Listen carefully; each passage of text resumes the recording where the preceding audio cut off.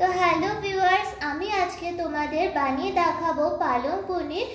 এর জন্য আমি 2 আটি পালং শাককে ভালো করে কেটে ধুয়ে নিয়েছি। এই দেখো, এইভাবে বোটাগুলোকে আমি কেটে নিয়েছি। এটা খুব সহজ পদ্ধতিতে বাড়িতে তৈরি করতে পারবে, আর এটা করতে অনেক কিছু লাগবেও না, আর এটা খেতে কিন্তু দুর্দান্ত স্বাদের হবে। তো চলো শুরু করা যাক। এখানে জিরে গুঁড়ো, হলুদ আর ধনে গুঁড়ো আর লঙ্কা গুঁড়ো 1 চামচ করে নিয়ে একটু জলে গুলে একটা পেস্ট তৈরি করে রাখবো। তো এইভাবে এটা জলে গুলে নিলাম। আর এই যে এইগুলো দেখো, এখানে কাজু আছে 10-12 পিস মতো, আদা রসুন আছে একটা কেটে রেখেছি, আর এখানে পেঁয়াজ আছে আর লঙ্কা আছে। এগুলোকে আলাদা করে আমি পেস্ট করে নেব মিক্সার গ্রাইন্ডারে। তো চলো শুরু করা যাক। আর এইখানে দেখো, আমি পালং শাক কড়াইতে বসিয়ে দিয়েছি। এটা যখন ফুটে উঠবে 2 মিনিট, তখন আমি ফ্লেমটা বন্ধ করে দেব। তো দেখো, জলটা আমার ফুটে উঠেছে মোটামুটি। এইবারে আমি এর মধ্যে একটা পাতিলেবুর টুকরো নিয়ে এর রসটা এর মধ্যে দিয়ে দেব। এই রসটা দিলে এই যে তিতকুটে ভাবটা থাকে পালক পনিরের, এটা কমে যায়। তো এইভাবে চিপে এই রসটা আমি পুরো এর মধ্যে দিয়ে দিচ্ছি। তো এইভাবে দেখো, আর 1 মিনিট মতো নেড়ে চেড়ে আমি হয়ে গেলে, ফুটে গেলে আমি এটা বন্ধ করে দেব।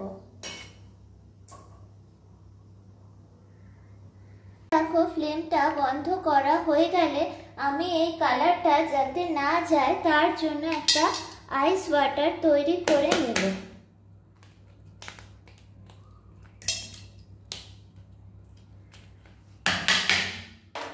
এইভাবে আমি একটা আইস ওয়াটার, এই বাটিতে আমি কিছুটা ঠান্ডা জল রেখেছিলাম, তো এটা মিক্স করে দেব। এটা দেওয়ার পরে আমি পালং শাকগুলোকে এরকম ছাঁচা দিয়ে তুলে তুলে নিয়ে এই আইস ওয়াটারের মধ্যে দিয়ে দেবো। এতে কালারটা যায় না, আর সবুজ কালারটা ধরে রাখে, আর এটা খুব সহজে ঠান্ডা হয়ে যায়। তো এইভাবে আমি পালং শাকগুলোকে আইস ওয়াটারের মধ্যে দিয়ে দেব। দেখো কি সুন্দর কালার, এতটুকু ডিসপার্স হচ্ছে না আইস ওয়াটারে দেওয়াতে। তো এইভাবে তোমরাও এইটাকে ঠান্ডা জলে দিয়ে দেবে।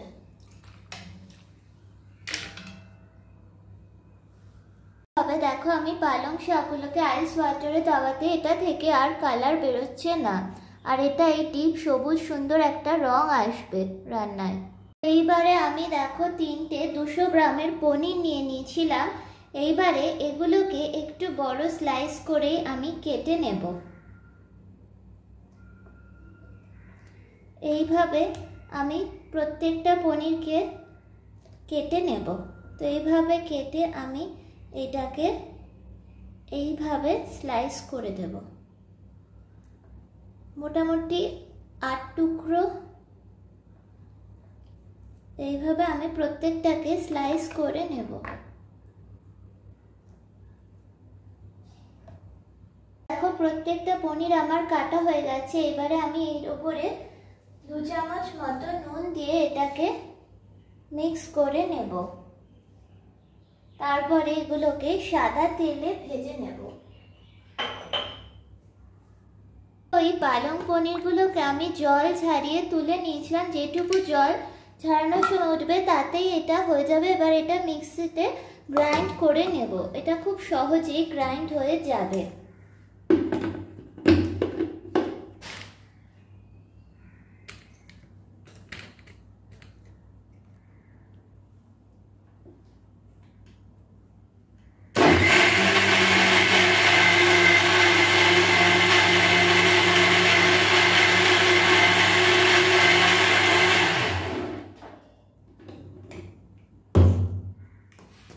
তো দেখো, 30 সেকেন্ডে আমার কি সুন্দর গ্রাইন্ড হয়ে গেল।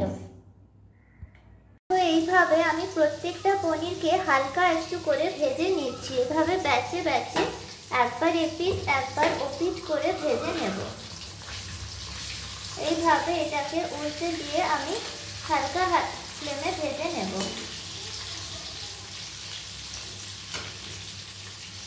পনিরটা আমার ভাজা হয়ে গেছে। এবারে ফাইনালি আমি এই পনিরগুলোকে সমস্ত তুলে নেব। তো দেখো আমার এখানে পনিরগুলো সুন্দর করে আমি ভেজে নিয়েছি। এইবারে এই সেম তেলটাতে গরম হয়ে গেলে একটু 2 মিনিট 1 সেকেন্ড ওয়েট করে এবারে আমি এর মধ্যে দিয়ে দিচ্ছি আদা আর রসুনের পেস্টটা। তো এইবারে এটা আমি হালকা হাতে নেড়ে চেড়ে একটু ভাজা ভাজা হয়ে গেলে এই যে সব কটা দেখো ছেড়ে আসছে, এইভাবে একটু নেড়ে চেড়ে নিয়ে দেখো হয়ে গেছে, এটা সব কটা সেপারেট হয়ে গেছে।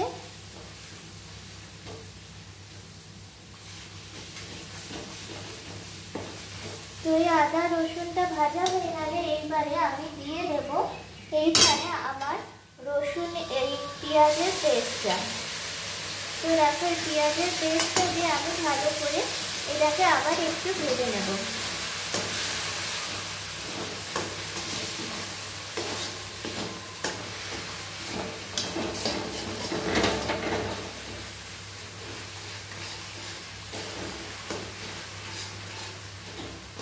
তো দেখো এটা মোটামুটি একটু তেল তেল ছেড়ে এলে বুঝবো যে এটা মোটামুটি একটু ভাজা হয়ে গেছে। ভাবে কড়াই থেকে ছেড়ে এলে আমি বুঝবো যে এটা ভাজা মোটামুটি হয়ে এসেছে আর একটা সুন্দর গন্ধ বেরোবে। এরপরে আমি এর মধ্যে দিয়ে দেব এই যে আমি মশলাটা গুলে রেখেছিলাম সেইটা। এবার সেইটাকেও আমি কষিয়ে নেব এইভাবে। তো এটাকে যতক্ষণ না তেল ছেড়ে নিচ্ছে আমি ততক্ষণ এটাকে ভালোভাবে কষতে দেব।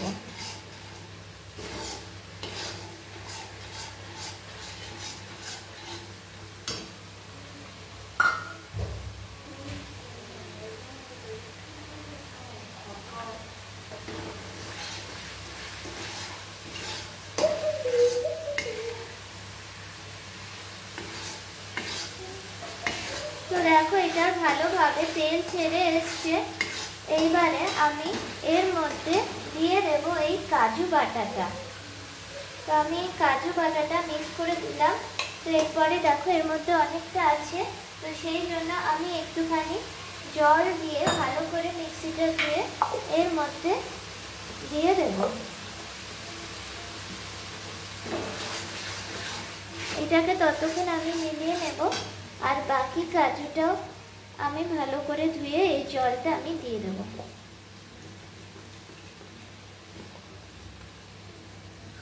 তো এই জলটা আমি দিয়ে দিলাম।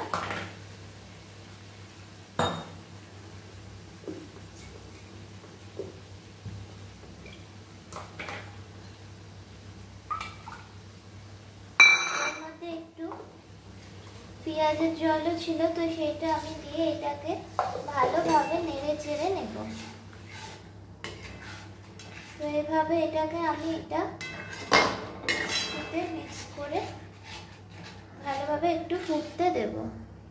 তো দেখো এটা ফুটে উঠেছে। এইবারে ফাইনালি আমি এই যে পালং শাকের বাটাটা এর মধ্যে দিয়ে দেব।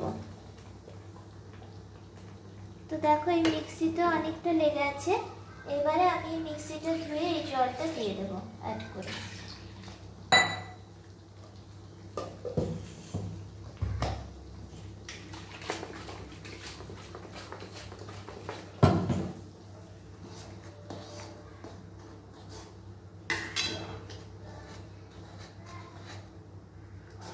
খুব সুন্দর একটা কালার চলে আসছে। এবারে আমি মিক্সিটা ভালো করে ধুয়ে জলটা আমি দিয়ে দেব।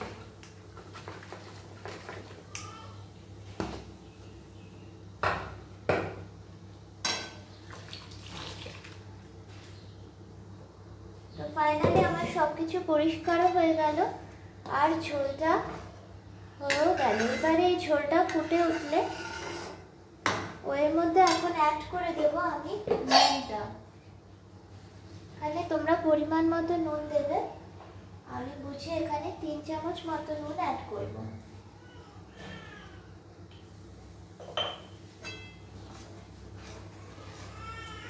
এটা এখানে ফুটে উঠেছে। এইবারে আমি এখানে একটু কেউ চিনি পছন্দ করলে অল্প একটু মিষ্টি স্বাদ আনতে অল্প একটু চিনি অ্যাড করতে পারো। এরপরে আমি দিয়ে দেব এর মধ্যে পনিরগুলো।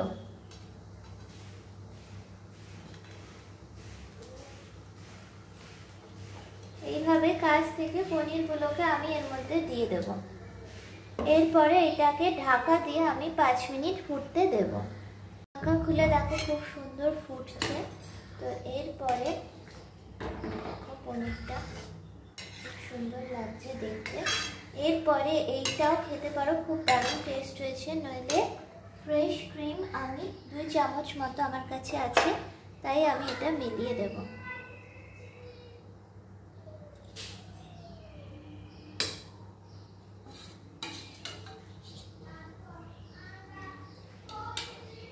তো এই ফ্রেশ ক্রিমটা মেলালে দেখো আরও সুন্দর একটা টেক্সচার চলে আসে, আর এটা এমনিতেই খেতে খুব ভালো হয়। তো বাড়িতে অবশ্যই বানিও।